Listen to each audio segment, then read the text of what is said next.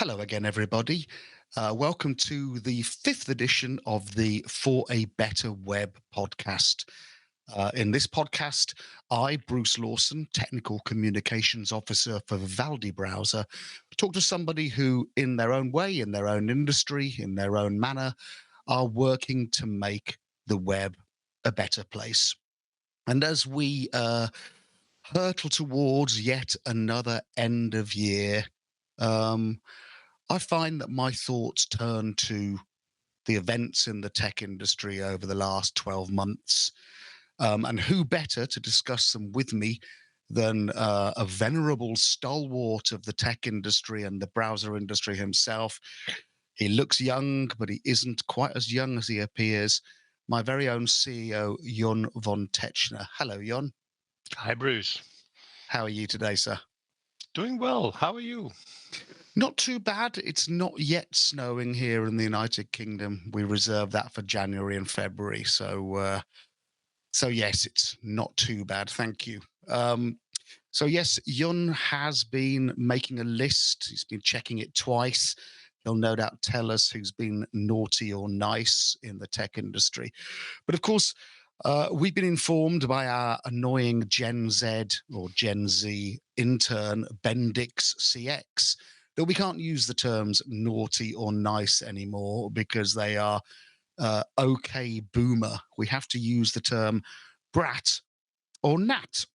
And for those who don't know what brat means, and I have to say I didn't, it's a way that young people express approval of something. So depending upon when your formative years were, you might very well have said sick, bad, wicked, cool, or groovy. Certainly when I was young, we used to say, "Verily, it doth please me by my troth." This is what I would say every time Mrs. Lawson and I had been to see the opening night of one of Mr. Shakespeare's new comedies. So, Jon, I don't know if you just want to practice saying brat in a convincing Gen Z way. Can I do that even? Try it. Brat or nat? Does that Brat. sound? Yeah, that sounds great. Brat is an exclamation of approval. Nat is its Norwegian negative. Folks, it isn't really. We just needed something that rhymed with brat that wasn't swearing. Okay, sir. So for the very first thing, these are in no particular chronological order. Recently, the United States courts have ruled that Google is a monopoly in search engines, and the Department of Justice, who bought the case, have been vindicated. They've been asked what they suggest Google's remedies should be. There's a whole lot of them on the table, including selling off or breaking off of Chrome from the search engines. So before you give a definitive one-word ruling, what were your initial thoughts on this case, Jon? Do you think Google was a monopoly, is a monopoly? Does anyone think they're not? Google don't. Well, I think this is a complicated matter, and in some ways it isn't necessarily always a question of being one monopoly or another. I think the world has changed in some ways. Mm-hmm. In the old days, we were kind of talking, okay, there's a monopoly, but in a way, what we have now, we actually have a handful of companies that rule the internet in many ways, and all Mm-hmm. the rest of us, we live there, and Google is definitely one of them. There's a couple of others that I would mention naturally in our case, which is Microsoft and Mm-hmm. Apple. Mm-hmm. And those are the ones in which world we live. And I think what we have is which is not great is that when you have a competitor and the competitor owns the platform you run on and products that you compete with at the same time. And this is rather special, and obviously with the market share that a company like Google has, yeah, there is a problem there. So what does it mean? I mean, if you look at Google search per se, on a worldwide basis, I mean they have like 90% market share. Mm-hmm. That's pretty significant, and it kind of has an implication for everyone that's on those platforms. If they have a 90% market share, though, does that indicate monopolist practices, or does that just suggest that they are the best at search? It doesn't need to mean anything from that perspective. I mean, you can have a significant market share. It doesn't necessarily mean that you're doing things that are bad. But obviously, I do think there is clearly a case where Google is well aware of their positions, and that there is a problem there with the connections between both operating systems, search engines, browsers, and other services. So yeah, I would say Google is definitely practicing being a monopoly there in this game, like our other competitors as well. Of course, because there's Google search, there's YouTube, which is basically synonymous with online video, or certainly online hosted video. Chrome, which was heavily pushed by Google properties and for a while on the Google search page.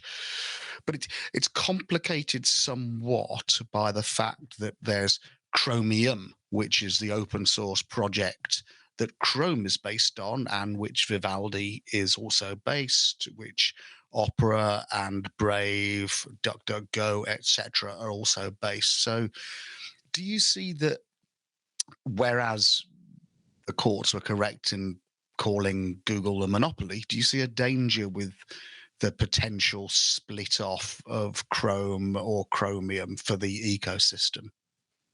I think there's always a question what's going to happen in a situation like that. But if they were to be split off, I mean, I would presume that the company that would then be Chrome Inc. or likewise something like that, that they would have an interest in keeping Chromium alive. What's the point of buying it if you don't keep at it? And secondly, I would think that all the other companies that are making use of Chromium have an interest in keeping it going as well. Is there a possibility that something strange would happen, that someone would say, okay, I just want to go in my own direction and I don't want to be part of an open source project? I think that's a risk with open source project at any one time. Hmm. Anyone can decide to do that.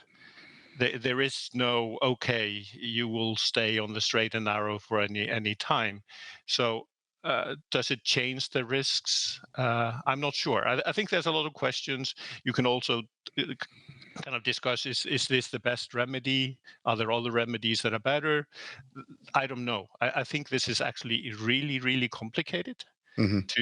Because it depends on how different parties play their cards, and again, the special thing in our industry is that there isn't one monopoly. Again, you have Google as a monopoly, you have Microsoft as a monopoly, you have Apple as a monopoly, and you have others that might want to get in on this game that are maybe slightly on the outside of what we are doing, like Facebook. So we have to keep all of that in mind, that there's a dynamic in all of this.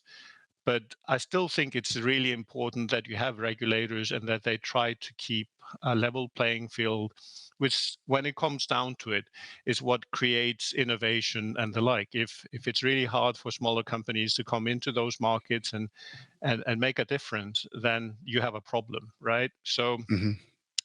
I mean, we have to see where all this goes, but yeah. I mean, I completely agree with you there. The DOJ case that they've started against Apple, which hasn't, as far as I know, even gone to court yet.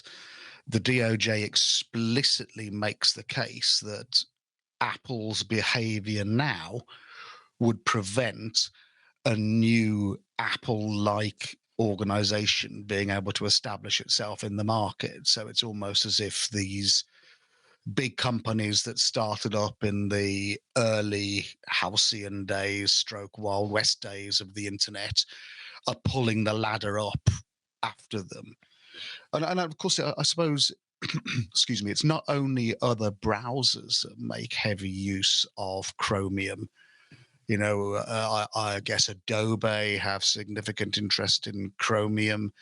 Bloomberg, the financial services industry or organization, all of their terminals are based upon Chromium. It would seem to me that it wouldn't only be up to small browser manufacturers to perpetuate Chromium, that there could actually be a sort of industry conglomerate or consortium of interested parties who fund it. But I don't know. Are you volunteering to lead that, Jón?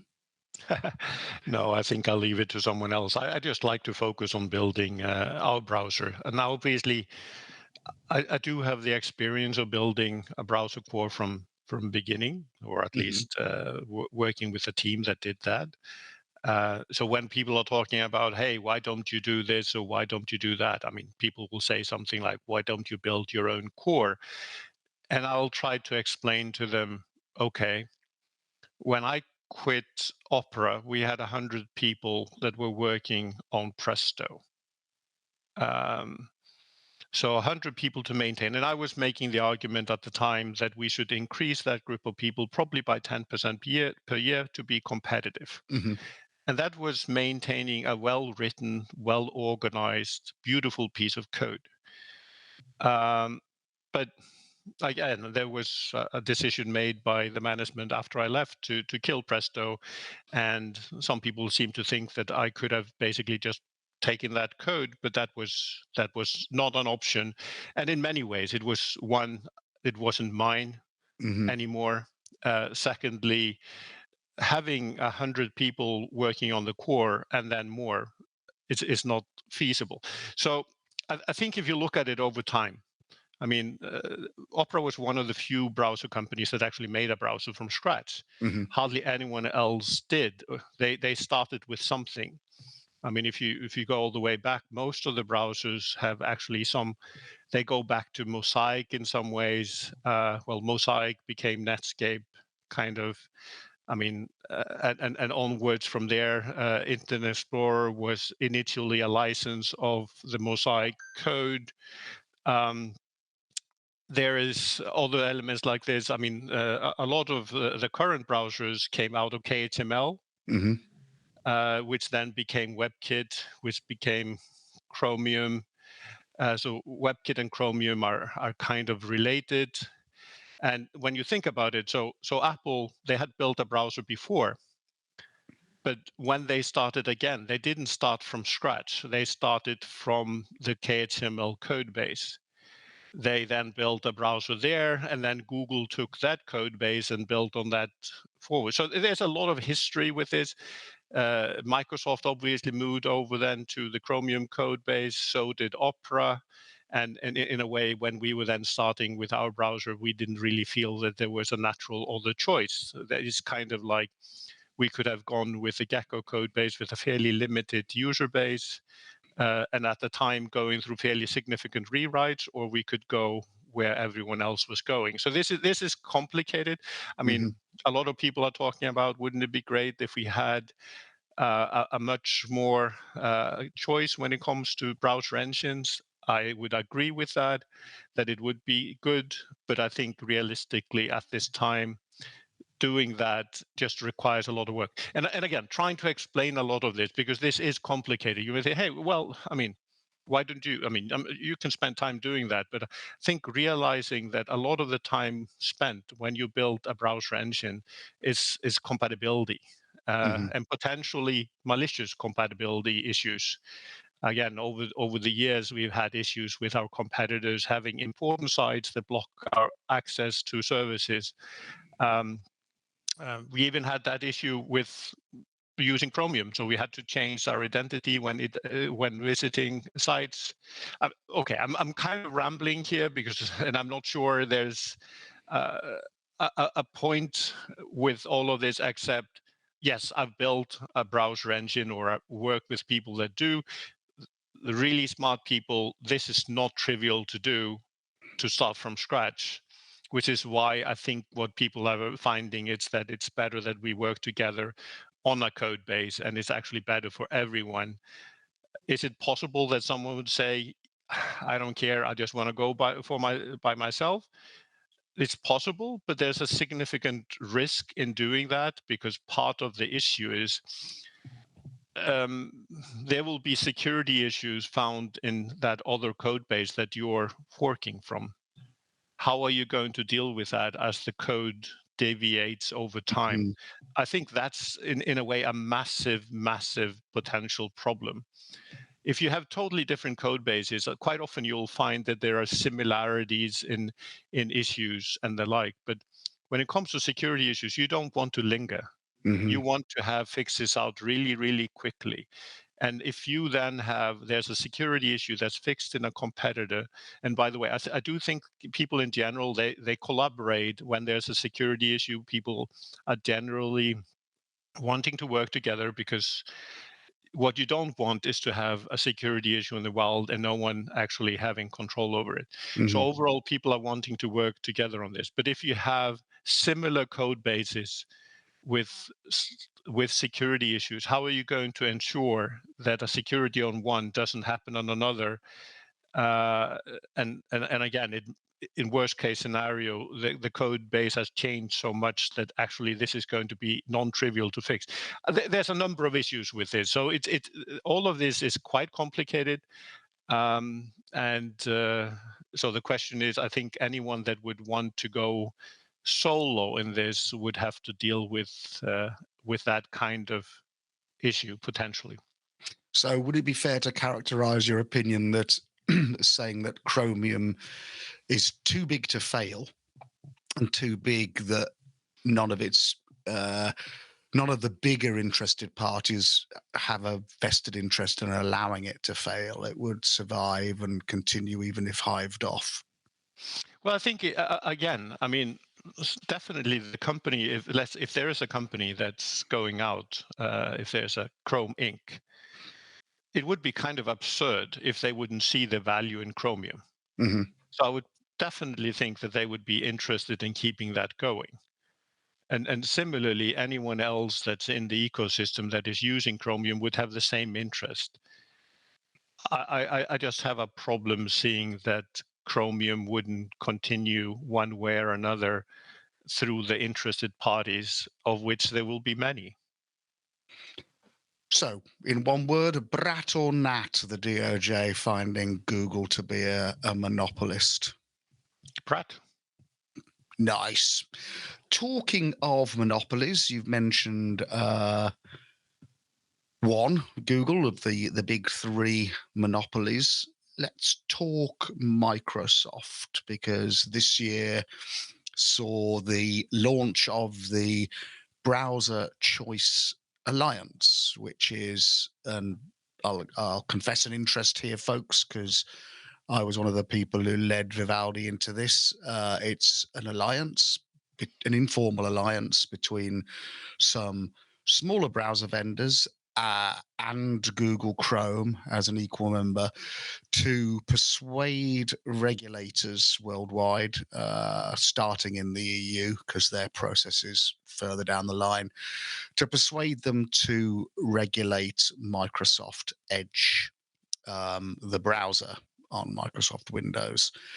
So, Jon, so I don't get bored of hearing my own voice, could you briefly explain why Microsoft Edge should be regulated when it seems like it's less than 10% of the market share of browsers? I think, I mean, when it comes down to it, basically, when you start with Windows, which continues to be the most used desktop operating Hmm. system, you then need to download another browser, Hmm. and a lot of people do. At the same time, Microsoft will do everything they can to keep you on their browser. And part of that is utilizing that browser when you're then trying to download another browser, and similarly search engine and the like. So all of this is kind of interrelated from that perspective. I think if you try to look at companies like Microsoft, they have a long history of trying to utilize when they have a power in one market in another one. Hmm. They've done that, I mean, as long as I can remember. And I remember the old Netscape case all the way back in the early days of the internet, when their goal was to kill Netscape, right? Hmm. So this is where all of this starts. And I think what's happened, yes, Microsoft has lost some markets here, which is in some ways incredible, in the browser operating in the browser market. But they are still a very significant player. They're still where we have to go through to be accessible. And the point is, they're really making it hard for you to select another browser, and I mean, all kinds of self-preferencing going on. So what does this mean in practice?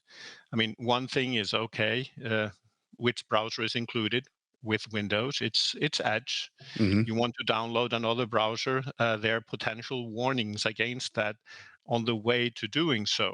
You want to set it as default. It's definitely a lot harder than it is with other browsers. I mean, you have to go through some hoops. Now, in the case of Edge, Edge will be set as default through an update, through a bug, through a multitude of different ways. Suddenly, just Edge will be default. And then what does it mean to be default? Does default mean that you click a certain file and it will open in that browser? Yes. But it may also mean other files. And this is where it becomes interesting, where Microsoft maybe select some files and then you click another file that an alternative browser could have handled. And for some reason, it starts Edge, and the next thing is Edge is back to being default. The search function in the Windows, does that go to the default browser or does it go to Edge? Well, it goes to Edge. What about potential other applications that Microsoft may be having built?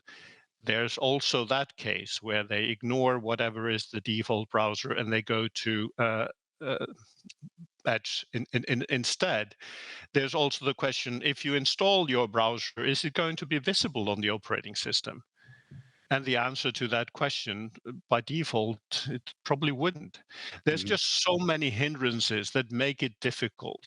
You have to convince people to download your product. And obviously, if you're from a smaller player, I mean, those kind of warnings might actually have an impact that they're saying you can't be there. So I think with the history and what we're talking about here, we're talking about large companies with a lot of power that have a tendency for self-preference and is kind of in their genes. And I think saying you can do bad stuff in this case, but not in that case, I don't think it works. I think you basically have to say you cannot self-preference in those cases where it's meaningful. And that includes also any services that you provide. I mean, if you're providing a service, if you think about if there isn't anything, if you're just saying, okay, I have a service, I would like it to be available to as many users as possible, then you have a natural way of building products. You say, okay, I have this service, I would like it to work with every other browser out there. Makes sense, right? If you're making decisions that go against that, you're probably doing something bad. And I think this is the kind of thing that we've dealt with over the years, first at Opera and now at Vivaldi. And I really think, I mean, part of this is because there's been more focus on Google and Apple and the monopolies that they have. And then people are saying, well, Microsoft has been losing ground. But the reality is they haven't lost that much ground. And the reality is they're still a really strong player. And for a company like ours, for example, Windows is the most important platform. And so it really matters what Microsoft does that, and any hindrances or limitations in our products being used on the platform is a massive issue. And so I really think they need to be regulated. I think the companies that are in those special positions, and we're not talking about a lot of companies, it's basically a handful, and for us, it's basically 3. They need to play fairly. And again, the end results for users, I mean, always when there's competition, you'll end up with better products, better services, at better prices, one way or another. So your argument is that regulators should look at an organization as a whole rather than specific products on it, because like with Google, where they have their fingers in many different pies across the ecosystem, they can do things in one unregulated product to nudge people towards a regulated product, and it's an ever shifting landscape. I think that's why Microsoft haven't been attention hasn't been so much on Microsoft, is that their tactics change. They move things around, or they move nudges around between products and in different territories, and randomize it too. So, I mean, that's why I urged us to join the Browser Choice Alliance, simply because it's important, I think, to make the markets and the regulators aware of what's happening on desktop, because naturally people think about mobiles because it's sexier, but desktops are still where millions, billions of people are. So Browser Choice Alliance, Brat or Nat? Brat. Hey, hey, so that's 2 so far. Okay, let's get the third monopolist out of the way. This year saw the release of the Apple Vision Pro. I haven't used one myself. A few years ago, I bought my son an Oculus Rift headset thing for Christmas, and I tried it, and I felt incredibly nauseous. Whether or not that was too many glasses of sherry and too many mince pies could have been a contributing factor, but it didn't work for me. But a lot of people are excited by it. Are you? I find it interesting, Hmm. and like, I mean, my son is really into VR and the like, and I can see the fun with the technology. Um, but I guess it's not where I mean, I like the real world. If you saw that kind of the Iceland verse ad that Iceland made to kind of make fun of kind of Zuckerberg's Hmm. alternative reality. I kind of like the real world better. Uh, that being said, I do think it's an interesting technology. I think it can be used for a lot of cool stuff, both for games and being able to go places. I think it has a lot of promise in many ways. But on the other hand, I'm kind of excited about the real world and just living in it from that perspective. Same. I wonder whether this is a generational thing, because neither of us are going to see 30 again, um, perhaps not even 40, and our sons love these devices. So perhaps, is it a generational thing, or is it could it be that it's not generational, but it's to do with the fact that younguns have more time for leisure? I don't um, know. is it a Sorry. leisure technology? I think currently it primarily is a leisure technology. I mean, there have been uses which are kind of for other things, but I think it's mostly used for playing games. Hmm. And I think it can give a fun experience. To me, it's kind of it's interesting, and I think that's kind of what we've been seeing, that it gains a lot of traction and a lot of hype, and then it kind of dies down a little bit. And it's done that kind of many times, Hmm. because this kind of technology in many ways isn't new. It was there at the early days of the web in many ways. Obviously, it's gotten a lot better over the years. And I think again, some people really like it for games, and okay, that's obviously fine. I do think it's probably one of those things you don't want to overdo. Uh, Hmm. I think there's discussions on the consequences of overdoing gameplay inside those systems. It's kind of playing with your senses. So I don't think there's been maybe enough research on kind of the overall consequences of that. Obviously, some of the things that you talked about, feeling nauseous, I think that also depends on the quality of the systems. But obviously, you are kind of messing with your brain. And our brain is really good at adapting in general. But sometimes our brain will just say, hey, hey, hey, I'm moving in a certain way. And what I'm seeing is not in relation to that. And that's making me dizzy. And so I'm sure they'll work on things like that. And I'm sure they'll find devices that are more compact with less extra systems that they need to have around you. So it looks like you're in some weird science fiction thing. But overall, I think it's an interesting technology to play with. I'm sure there will be positive use of the technology as well. But a world where we would live in those, not so exciting for me. No, I agree. I mean, for me, I can see the appeal of gaming, although, I don't get time to do it myself. And I'm aware that gaming is an industry that now apparently earns more revenue than Hollywood and the music industry combined. There's a lot of money. Sorry.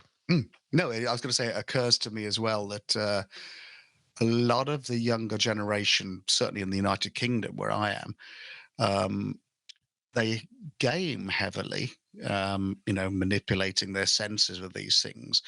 But there's been a lot of lamentation amongst the hospitality trade that young people don't drink very much alcohol anymore. And I wonder whether they are just substituting voluntary sense manipulation that we did maybe with beer and wine with their VR headsets to the same effect. I don't know about that. But I do think, I mean, gaming has changed. I guess I'm still kind of preferring the older games that we had, kind of just sitting down with a Space Invader or Galaga or something like that, a little shoot 'em up, do that for a few minutes or an hour, and then be done with it, and not letting anyone down while doing that. I think there's been a fair amount of research going into how to keep people engaged in those systems, and I think it can go too far. And obviously, I am concerned about kind of payment systems and the like, where you're paying, and obviously, I know the gamers don't like that either, where you can pay to advance in a game. I think a lot of people don't like that, but obviously. Overall, games have advanced massively. On the other hand, I still think the gameplay of something like a Space Invaders and Galaga is fantastic, and I will just stick with those for a while. Yeah. I was a big fan of Asteroids, the original line drawing black and white thing. I legendarily spent an hour one school lunch break getting 89,000 points. But yeah, actually, it never occurred to me what you're saying. So when it was put 10 pence into a slot to play a game, the machine obviously had a vested interest in kicking you off pretty quickly, so it'd get the next 10 pence from the next punter. But now, when people spend a lot of money on a console that they own, there presumably isn't the same impetus to finish the game quickly to get the next punter on. The game manufacturers want to suck you in and keep you there forever. So, gosh, yes, it's all about the engagement once again. Okay, so Yep. Apple Pro, Brat or Næt? Næt. Oh, we have our first Næt. Very interesting.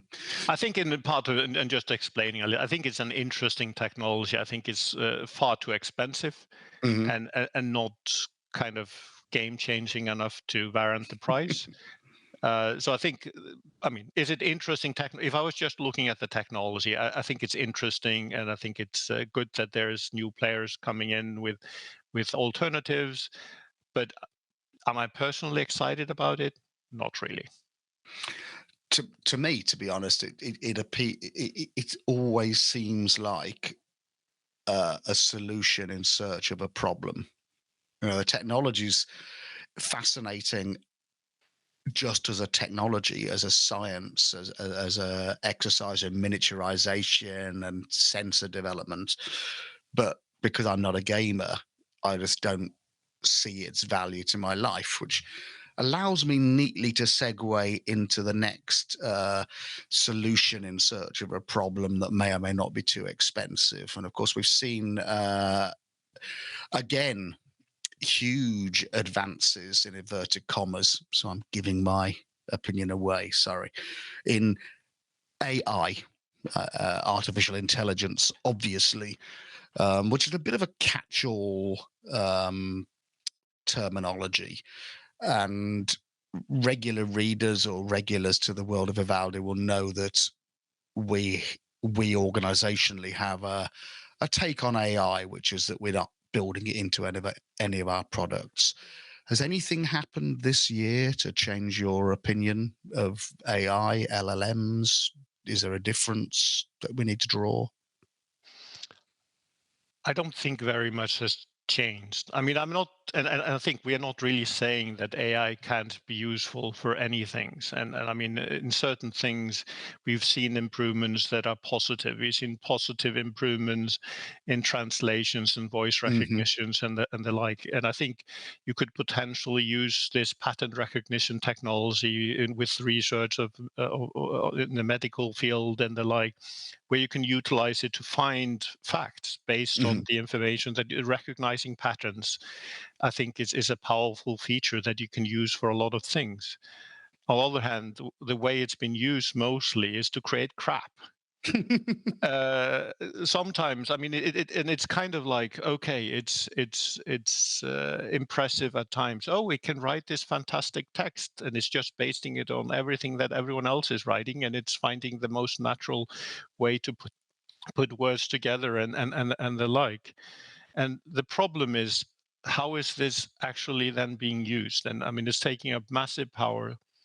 And at a time when we probably should be trying to find ways to reduce power usage or generate more power or the like, this is utilizing a lot of power. And what is it being used for? Spam mails. I mean, what has improved and called? I don't know if it's a great improvement, but the spam mails we're getting a lot more professional. They're written in our own language at times. They are definitely a lot better than they used to be, which sadly means that more people may fall for them. We do look for search results, and search results are very much more seemingly AI generated, quite often the ones that come at the height of the lists. I do think with any system that is basically based on popularity, there is a significant possibility of misuse. And I think it's a possibility to change facts by just, if you get enough sites to repeat misinformation, that can go into those systems as being the truth. And I mean, they've been struggling with that, but I think it's an inherent part of the system. And then they try to put in ways to avoid that. But we are still getting those things. You asked if you get enough sites to say that 2 + 2 are 5, that might become the answer that comes out of those systems. And that's a problem. I also think that looking for information and finding things and I mean has value. So in particular, if you're going to ask some genie in the sky a question and it will get it wrong a lot of the times, that isn't great. And I mean, it's difficult enough to just get the right search results. And I mean, getting the most relevant search results even on the first page is hard enough, and you're trying to get one. Yeah. I don't know. I do see a fair amount of issues with the technology, and I think in a lot of ways there's a significant risk that there's then more data collection, and as a company we do think there should be less data collection. We've kind of talked about that there should be regulation again with regards to what companies are allowed to collect of information and how they're allowed to use that information that they happen to have on customers. Because a lot of tech companies naturally, by providing services, will have information about their customers. And I think it's really important to not misuse that information that you have. And again, if that's just going into one's own black box and being part of an AI system, I mean, Reddit being used for AI, who would think that's a good idea? Yeah. Yeah. I mean, I remember when my kids were little, and of course they grew up with the internet, or from the time they were sentient and able to do things by themselves, the internet was there pretty much on demand. I remember them saying, "I saw this on the internet," and I would say, remember that the web is a communication medium. It's not necessarily an information medium. You know, if you saw some bullshit on the internet, it's still bullshit. And I find I'm having to sort of repeat that conversation now with people about AI. You know, all right, I saw it in the AI. Yeah, well, the AI is just predictive text. Ultimately, it says something that sounds convincing, but it doesn't have any knowledge of the world, and it concerns me. But And I think part of it is basically calling it what you're calling it. I mean, what we are all calling it. We're calling it AI. Is that the right term even? And in some ways, it is more of a model that learns from input and finds kind of outputs based on that. And it isn't necessarily the best output, depending on how the system is built. It's more like what is the most likely output and or most used output in that setting. And I think there's a lot of issues with that in also many ways. And it's interesting to see the discussions on this, how this is impacting us. But obviously, what we are seeing now is we're gradually seeing more and more AI results in search. It's getting harder to find the information that you're actually looking for, which is the source of the information. There is again posts. You go into something like Facebook, and I was kind of fascinated. Facebook actually has some settings to say I want to see less of this crap. There's also to see more of it. I don't know why you would want that. I want to see more kind of data that is not real, made by some machine, and I was even more misinformation, please. I mean, it's a setting. I'm kind of thinking, what are they thinking about? well, I don't know. I'm just having an epistemological crisis now, because you've said all AI is the ability to take input that you're given and reconstruct it and output stuff, and you might very well be wrong. And I'm thinking, so am I. So's everybody. Well, you can say that we can all make mistakes, but what we definitely don't need is a system that basically we look at the DNA that we ask for information and it gives us the wrong answers. And I think part of this is also I don't know about you. If I see it, I can look at a picture and I can think, oh, this is beautiful, right? And if it's Photoshop, so it's fine. If it's AI generated, come on.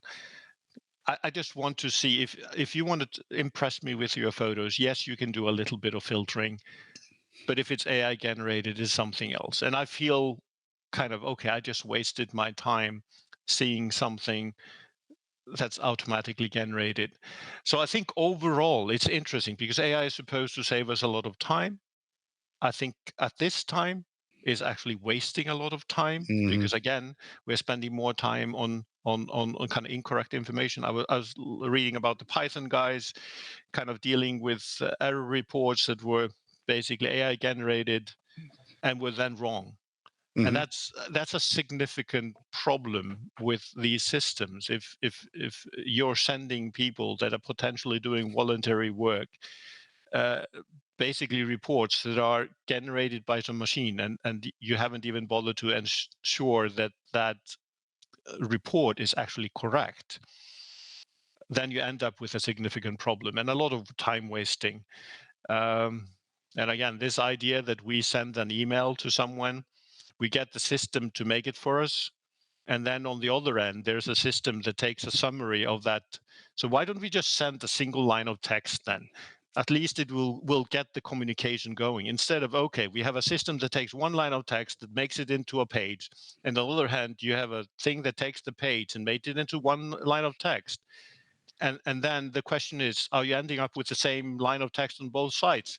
And most likely you're not. So there's a lot of room for problems with this. And I understand that people will argue, hey, this is saving us time. But I think a lot of the automatic systems that we are dealing with are not working really well. And a lot of people don't like having to deal with automatic systems.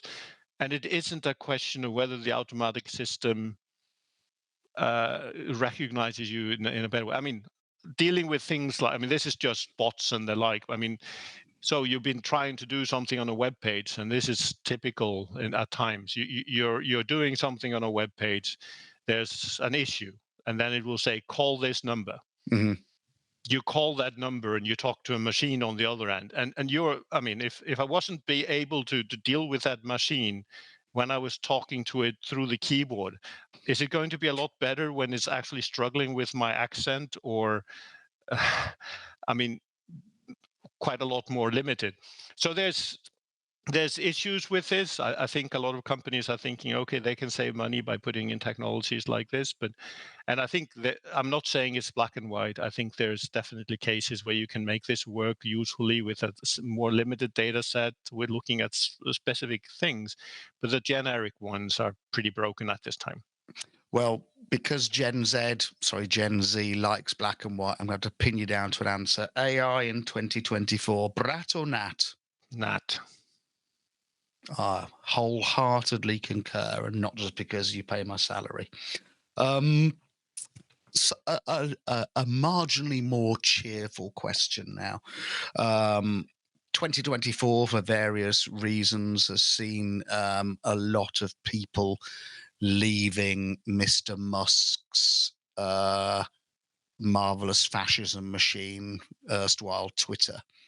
And a lot of people have gone to the Fediverse, or probably to Mastodon, but there are other instances of the Fediverse out there that people can go to. I'm imagining you see this in the same way that I do, which is this is encouraging. Yes. Also, a lot of people are going to Blue Sky, which claims it's federated. I haven't looked at the tech deep enough yet. I'm a Mastodon man myself because I've been bitten once by investing in a social network, investing my time in a social network that's owned by an individual. What's your take on Blue Sky, Mastodon, Threads, etc.? Broadly cheerful? Yeah, I mean, overall, I mean, what I'm excited about is the Fediverse. Mm-hmm. That's what I love. I mean, to me, it's just reminding me of the early days of the internet, where we were fighting with big companies like this, whether it's AOL or CompuServe or something, which had their closed systems. Mm-hmm. And I think that's where the web starts. We have to remember this is where the web starts, and anyone can set up a server with information, and a lot of companies and people would do that, and then you would put up some servers where people would put their content on. There's a lot of details to this, but to me the Fediverse is in many ways the same way. I mean, there are thousands of different Fediverse servers. I mean, we have one with Vivaldi Social. There's a lot of Mastodon-based servers, but there's also based on other Fediverse technology, whether you want to have something that's a video service or something more like a blogging platform or the like. There's a lot of different services that you can connect with. And there's an open platform underneath, and that platform is written by the W3C. So to me, that's okay. It's doing all the things right. It's not a standard so-called that is owned by a company. I don't consider anything to be a standard if it's owned by a singular company and there's no one else contributing. Mm-hmm. If there's a standard, there's a group of people working on the standards, which represent different companies and different interests, and they work on this together, and then there's different implementations of that. And that's the power of what we're seeing with the Fediverse. Certainly. Sorry? I'm going to say certainly there feels like a renaissance of excitement in the air about it.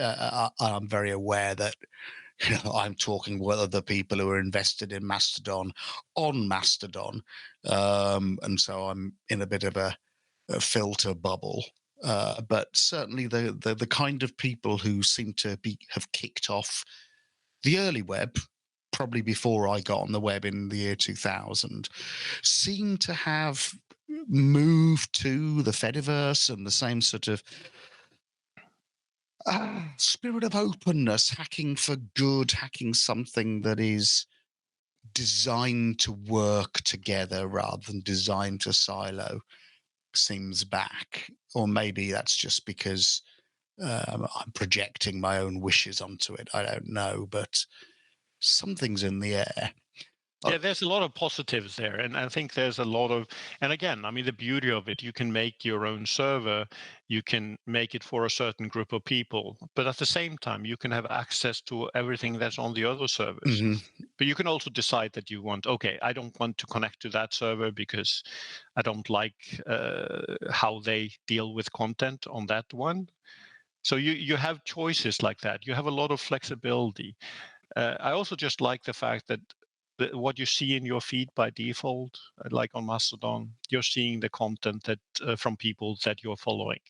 You're not seeing, there's no algorithm saying, okay, I want to see kind of whatever that machine thinks you want to see, which tends to put us all down some kind of rabbit hole. But instead, you're just seeing the people that you're choosing to follow. Yeah. And you can search for people and you can hear different voices and the like. And I think it has a lot of positivity in that respect. And it links with other things like RSS. It links with other services. I mean, a lot of sites have RSS feeds coming from them as well. So you can follow that inside the same system. There's just a lot of power potential there, and it's early days. And I think we all have to work on building this, because I think this is a much better building block than what we have in the other systems. Mm-hmm. I think the other systems are just as good as the dictator or whoever is in charge, and you can hope it's a good one, but then there's a change and then it isn't anymore. And a lot of the systems over time, we've seen that again and again and again. There's this, okay, we start with a nice business model, and then at some stage we change. Mm-hmm. And I don't think that's a great situation with these kind of services. And I think at times I've been digging up this article from Tim Berners-Lee, which is more than 10 years old, where he talk about social media companies and silos that are being built, and the problems with those.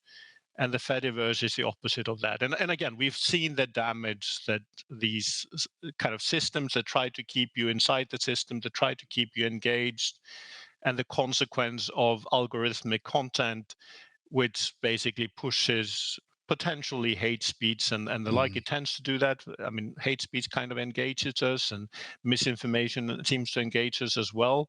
And obviously, potential interest in amplifying that kind of content from some parties.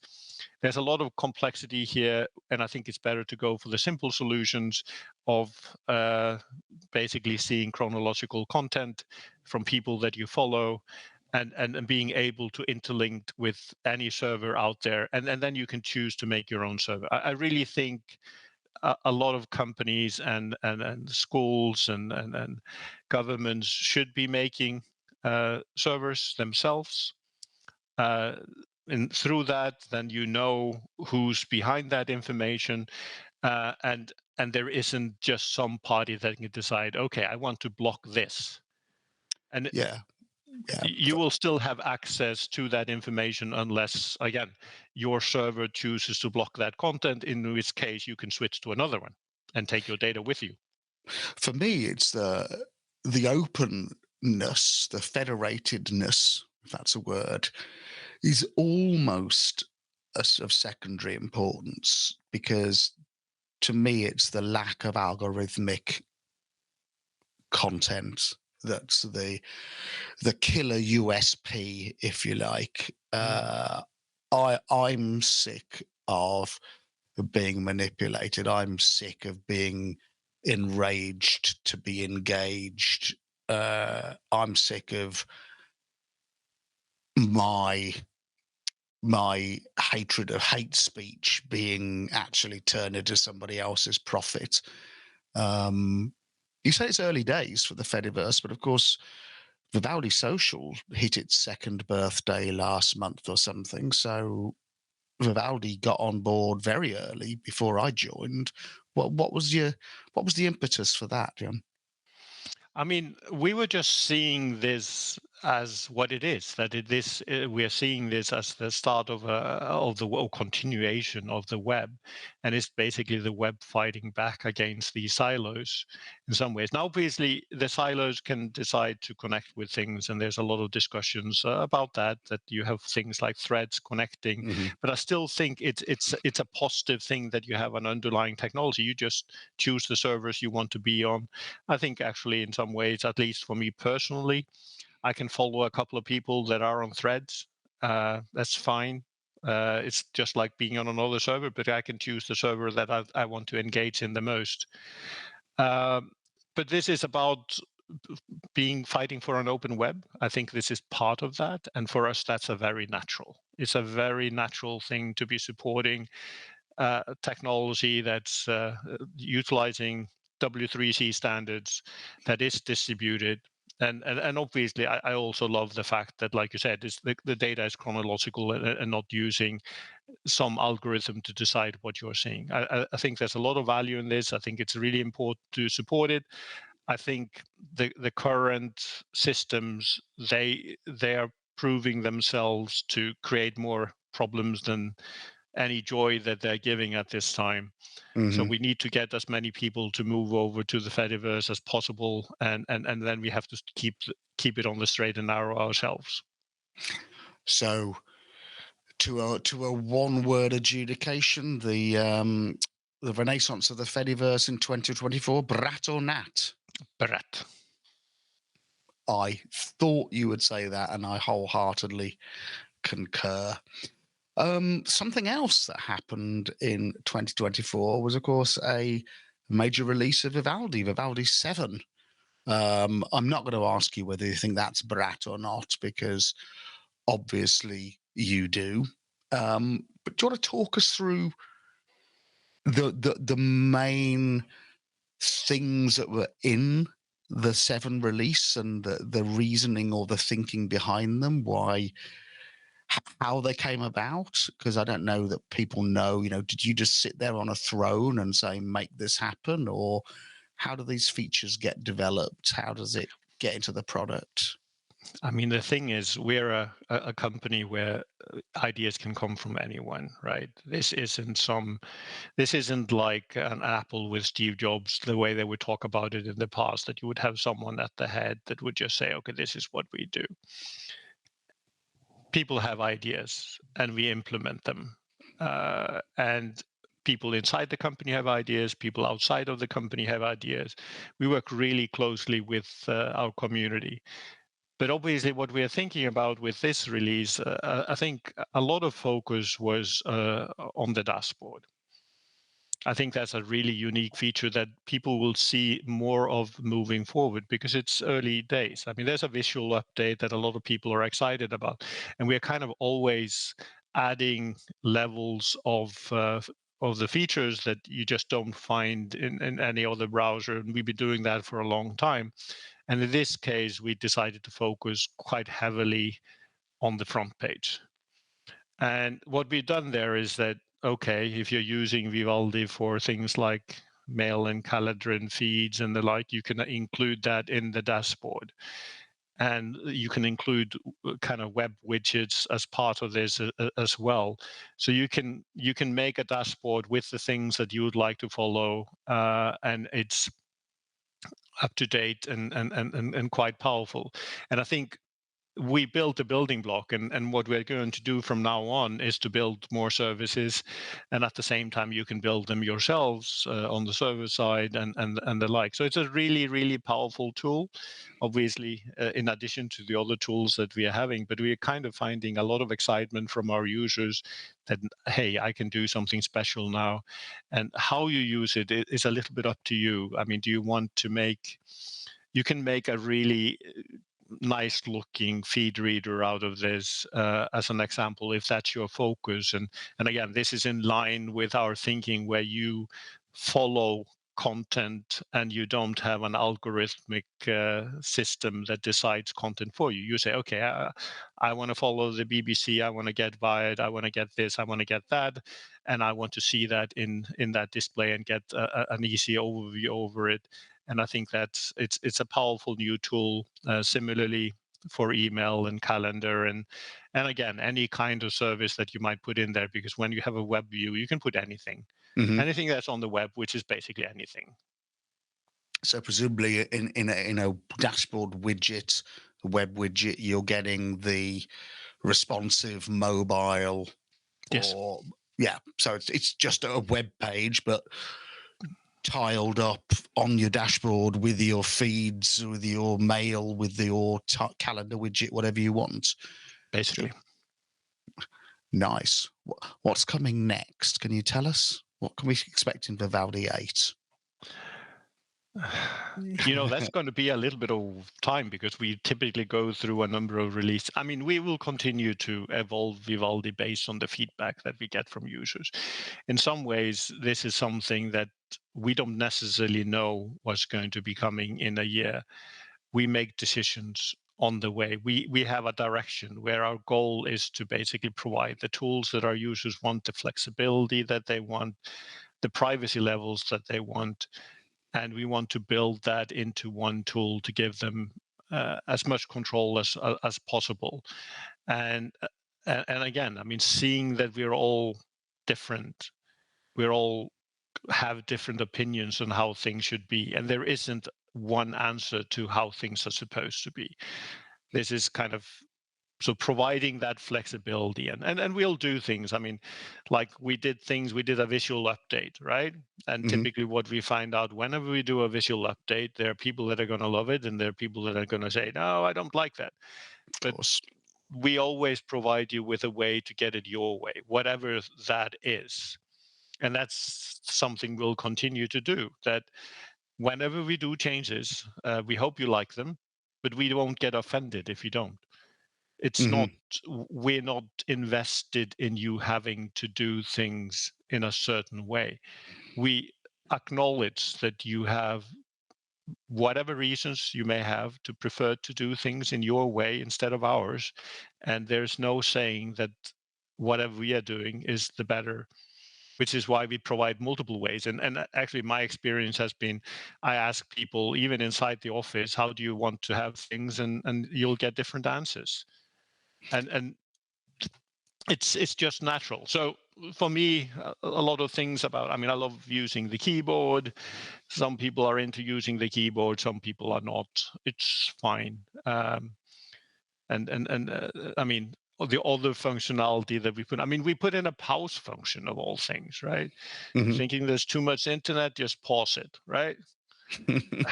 I mean, so we built a browser, we still put in a pause function. We think it's the right thing. I mean, at times you just want to turn it off. Maybe it's just because someone rang the bell and you need to go and check on that, and you want to stop that film from running. But hey, whatever it is, right? So the pause function pauses everything in the browser. Kind of, more or less. I mean, obviously the internet will continue moving. It's not like that, but it will it will stop kind of operations on videos and the like. So it's so from that perspective, it kind of pauses everything. I'm assuming that if I ask you Brat or Næt about Vivaldi 7, you're going to choose the former option. Of course, Brat. Before we wrap up, what's your prediction for 2025? What do you think we're going to see in the tech industry? More AI, more Fedi, more weird monopolistic behavior, or are we going to see things steadying down a little bit? I think we can expect to see a lot of everything. And I think where things go is kind of up to us, right? I think there's a direction where there's more and more AI. And we have a choice. Do we want to follow in that direction, or do we want to go in a different direction? And our feeling and our users' feeling when we've been asking them is they don't want us to go there. If they want to use AI services, they can do that themselves. They don't want it built in, because building it in typically means that we're profiling you to a greater extent. So I think that's definitely a direction where things are going. There will be AI, and then there might be a counter one. I think I'm hoping that more and more people will understand the problems with the algorithmic content and what it's doing to our society, and that we need to work together to bring people over to the Fediverse. That's a goal for ourselves, for everyone, and that's something that we will try to contribute to, and I hope that others will do the same. And again, I mean, we are seeing things we haven't even mentioned, crypto, and crypto is a disaster. Mm-hmm. And sadly, the way it's looking now, crypto will continue to go upwards until it will not. And a lot of people will lose on this. And that's a concern because it's something that has no inherent value. I mean, you look at AI, we can discuss their pros and cons. With crypto, there's just cons. Mm-hmm. There's nothing there. I mean, with AI, I can say, hey, I actually like the translation services have gotten a lot better using this technology. But I can't say that with crypto. It's basically there's a scam out there, and the valuation of those is just random. So I wish I could say that we'll get rid of crypto in 2025. And we'll say, okay, let's save the planet instead of wasting energy on useless stuff like that. But we have to see. I think we all need to make choices, and the choices we make have implications. And hopefully a lot of us will be choosing. Obviously, all should be on Vivaldi, Mm-hmm. and that's a good start. But that we choose the Fediverse, that we try to influence other people, because a lot of the people that are in the Fediverse are unique. And this is something that I've been seeing over time. I do my surveys and I ask a question, which browser are you using? And it is not the top browsers in use that are coming up on the list. And the same with search engines, where Bing got like 1% and Google 6% in my survey, and smaller search engines were more liked. I think we all need to select kind of these different tools. We need to work on that. And I think we have the capability together to make a difference and start in one corner and just work on it. So hopefully we can make 2025 a great year. We should definitely do our best to do so. Certainly in Vivaldi we will. Jón, thank you very much for your time. I hope that you and yours have a Brat 2025. And to listeners and viewers, wherever you are in the world, whatever you're celebrating or not, we wish you peace and joy in 2025. Peace and joy. Thank you very much, and we'll see you next year.